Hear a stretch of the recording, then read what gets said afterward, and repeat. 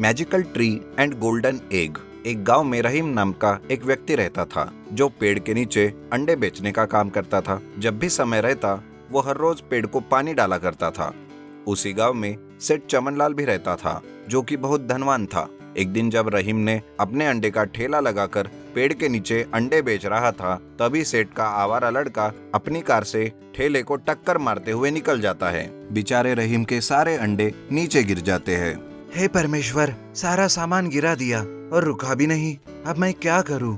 रहीम शिकायत लेकर सेठ चमनलाल के पास जाता है और कहता है, सेठ, आपके लड़के ने अपनी कार से मेरे ठेले को टक्कर मारी, मेरा बहुत नुकसान हुआ है। कितने का नुकसान हुआ है बताओ, मैं अभी दे देता हूँ। 1,500 के अंडे खराब कर दिए। ठीक है, ये लो पैसे। इतने में चमनलाल का आवारा लड़का मंटू वहाँ पहुँच जाता है।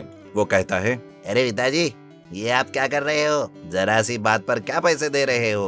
अगर इसे पैसे दिया तो कल को सारा गांव छोटी छोटी बात पर पैसे लेने लगेगा। ऐसा कहकर मंटू रहीम को अपने घर से निकाल देता है। अगले दिन जब रहीम उस पेड़ के नीचे खाली हाथ जाता है जहां वो अंडे बेचने के लिए उपयोग करता था, वहां वो सोचते हुए अब क्या करूं, पैसे कहां से इकट्ठा करूं, ऐसे सोचते रहता है।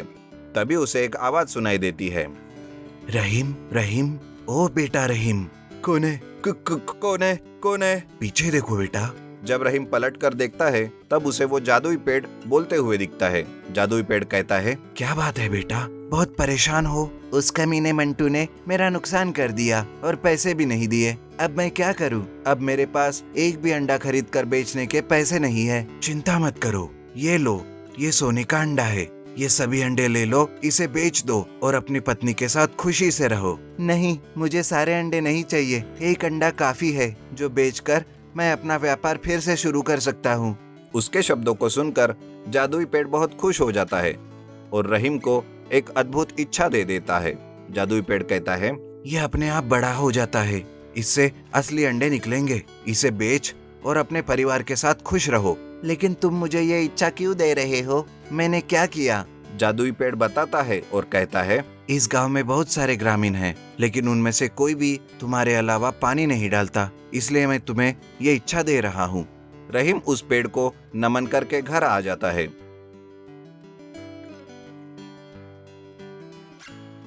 अगले ही दिन से रहीम का व्यापार खूब चलने लगा। एक दिन पेड़ के नीचे बेटा और सेठ दोनों कार में आ जाते हैं। उसी समय रहीम के व्यवसाय को अच्छी तरह से देखा तो चमनलाल को ये बात हजम नहीं होती और कहता है, इसके पास इतना पैसा कहाँ से आ रहा है? तभी उसका बेटा मंटू कहता है, पिताजी, सुना है इसके पास सोने का अंडा है, मुझे वो अंडा चाहिए पिताजी।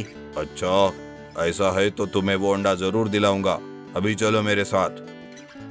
सेठ अपने बेटे के साथ रहीम के घर आ जाता है और कहता है, अरे रहीम, सुना है तुम्हारे पास सोने का अंडा है, वो मेरे बेटे को दे दो, बदले में तुम्हें जितना पैसा चाहिए ले लो।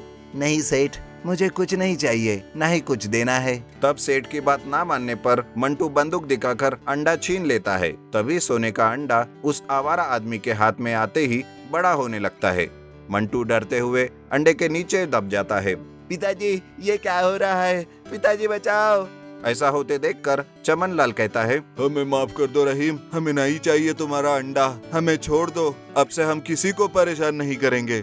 रहीम जादुई पेड़ की प्रार्थना करता है और कहता है कि दोनों को छोड़ दो। सोने का अंडा वापस छोटा हो जाता है और रहीम के हाथ पर उड़कर आ जाता है और कहता है, अच्छा सबक सिखाया।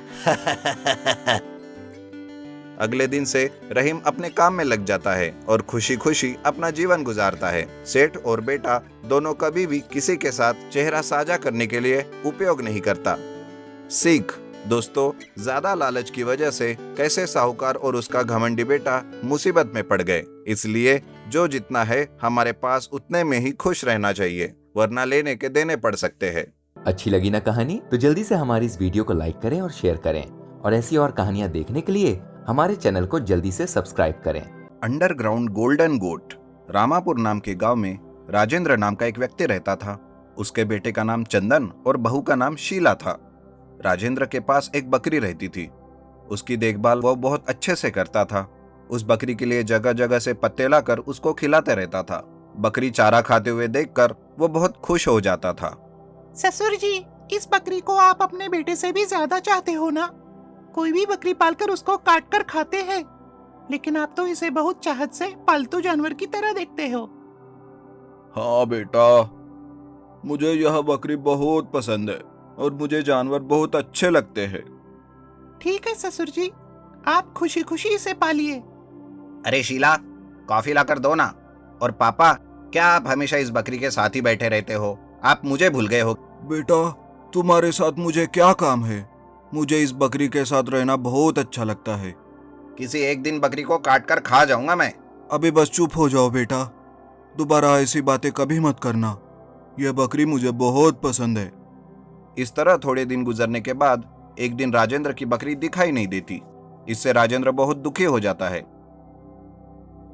आप लोगों ने ही मेरी बकरी का कुछ किया है। अरे चंदन, सच सच बता, तूने मेरी बकरी का क्या किया? इस तरह कैसे गायब हो जाएगी वो? मैं उसे कितना प्यार से पाल रहा था।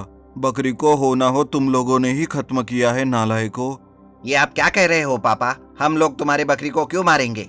कहीं चरते हुए चली गई होंगी, वो आ जाएगी, आप फिक्र मत करो। इस तरह और थोड़े दिन गुजर जाने के बाद राजेंद्र अपनी बकरी को ढूंढना प्रारंभ करता है।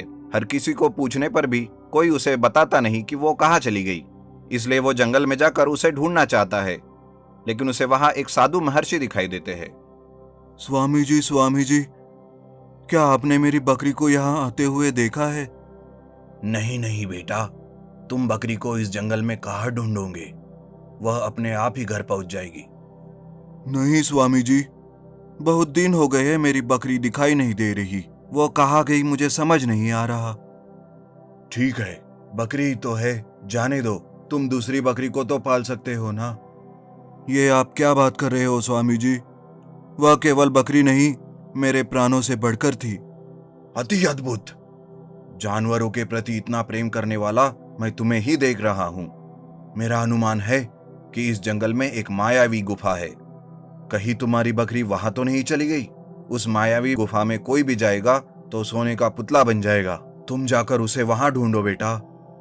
ठीक है स्वामी जी, आप मुझे वो गुफा कहाँ है बता दीजिए, मैं वहां जाकर उसे ढूंढता हूँ। वह एक बहुत ही खतरनाक गुफा है।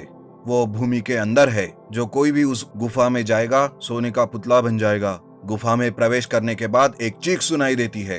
उस चीख को सुनकर पीछे जो भी कोई मुड़ता है वो सोने के पुतले के रूप में बदल जाता है। और जो कोई भी उस चीख को ना सुनकर आगे बढ़ते हुए जाकर एक मिट्टी के बर्तन में रखा हुआ मंत्रों का उच्चारण करता है और उस पानी को पुतले पर छिड़कता है, वह अपना स्वरूप ले लेता है। तो जाओ बेटा, जाकर अपनी बकरी को लेकर आओ। यह सारी बात अपने बेटे और बहू से कहकर अगले दिन राजेंद्र गुफा के पास जाता है। लेकिन गुफा के अंदर जाते ही एक बकरी का सोने का पुतला देखकर उस ओर भागता है। इतने में उसे मैं करते हुए बकरी की आवाज सुनाई देती है, जिसे वह पीछे मुड़कर देखता है, लेकिन तुरंत ही वो भी एक सोने का पुतला बन जाता है। 4 दिन होने के बाद भी अपने पिता को घर ना आते हुए देखकर चंदन भी उस गुफा के पास जाता है और वहां अपने पिताजी और बकरी को सोने के पुतले के रूप में देखकर आश्चर्यचकित हो जाता है। तुरंत ही वह उस ओर जाने लगता है। तभी उसे अपने पिताजी की आवाज आती है, बेटा चंदन, कैसे हो? जिस वजह से वह पीछे मुड़कर देखता है और वो भी सोने का पुतला बन जाता है। इस तरह पति को 4 दिन होने के बाद भी घर ना आते हुए देखकर शीला भी उस गुफा की ओर जाती है और वहां अपने पति, ससुर और बकरी को सोने के पुतले के रूप में खड़ा हुआ देखती है, जिस वजह से तुरंत ही वो उस तरफ जाने लगती है। तब उसे भी उसके पति की आवाज आती है, शीला, मैं यही हूं। लेकिन वो कुछ भी ना सुनकर मंत्रोच्चारण करते हुए एक बर्तन के जल को लेकर चंदन, राजेंद्र और बकरी पर डालती है। इससे वह तीनों फिर से मनुष्य के रूप में बदल जाते हैं और तीनों घर लौट आते हैं।